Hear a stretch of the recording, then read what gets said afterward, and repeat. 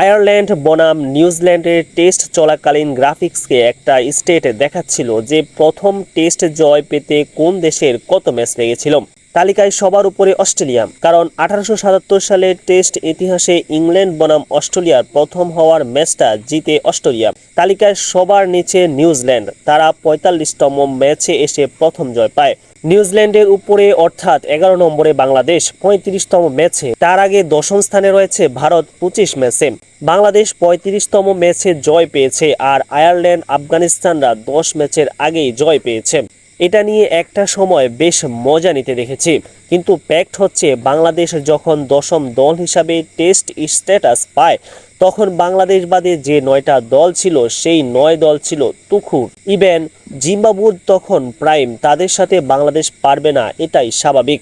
এটা নিয়ে হাস্যরসের কিছুই নেই, বরং বাংলাদেশ বেশ কিছু ম্যাচে পায়ের দিয়েছে শুরুর সময়ে। তবে বাংলাদেশের টেস্টে লজ্জাজনক অধ্যায়টা হলো আফগানিস্তানের সাথে 2019 সালের ম্যাচের হারটা। নবাগত দল আফগানিস্তানের সাথে গড়ের মাঠে বাংলাদেশ হেরেছিল 2019 সালে, তাও 20টি বিঘ্নিত ম্যাচটায় রশিদ খানের বলে জয় শেষ সেশনে অল আউট করেছেন। এটা বাংলাদেশের জন্য লজ্জাজনকই। যতই সাকিব ম্যাচ শেষে প্রেসে এসে বলুক ম্যাচ হারা কষ্টদায়ক, তবে লজ্জাজনক না। তবে আয়ারল্যান্ড আফগানিস্তান একসাথে টেস্ট স্ট্যাটাস পাওয়ার তাদের সুবিধা এটা হয়েছে যে তারা তাদের আর্লি ডেজে লাইক টু লাইক দল পেয়েছে, যে কারণে তারা জিততে পেরেছে। নিউজিল্যান্ড তখন ক্রিকেট শুরু করে, তাদের খেলতে হয়েছে অস্ট্রেলিয়া ইংল্যান্ডের মতো জায়ান্টের সাথে, তাই 45 ম্যাচ লেগেছে।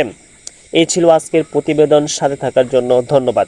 ওভার বাই ওভার আপডেট পেতে আমাদের পেজে ফলো দিয়ে ইউটিউব চ্যানেলে সাবস্ক্রাইব করে সাথেই থাকুন। ফ্রিতে খেলা উপভোগ করুন। ধন্যবাদ।